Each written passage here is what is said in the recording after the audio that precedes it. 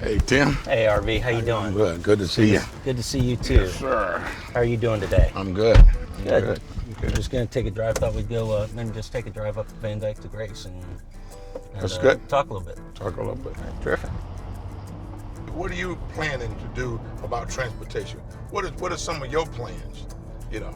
Well, I think there's not a one-size-fits-all solution to everything, right? Right. We got to think about the problem that we're really trying to solve. So when I look at transportation issues, that's what I try to dig down to is what's the real problem we're trying to solve? Because usually it's not about one mode of transportation being better than another. It's about what actually works, what's effective, what makes an impact on those families, gives them an opportunity, a leg up to do, to be able to get to work. Right. And then making things accessible to them.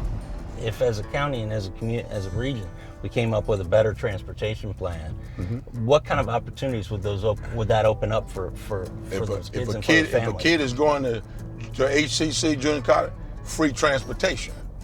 You know, he got a card, he can get on that bus and go into school. Make it accessible so that kid can go to college and be a productive member of society. That's what transportation should be available to that child. Actually, that's a really interesting perspective, and it's one I actually haven't heard a lot before.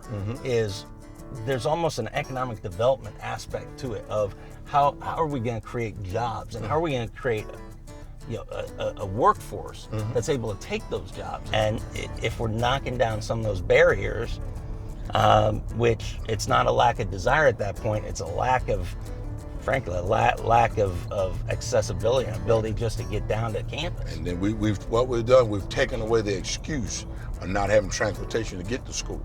Right. You see? That's why I love talking to you. You always come up with a perspective that I didn't think of before, and I think that's why we're doing that. Why I'm doing this is to kind of get out, talk with folks, and learn what are your frustrations? What are the things you see? Tim Schock. RV. Go Schock.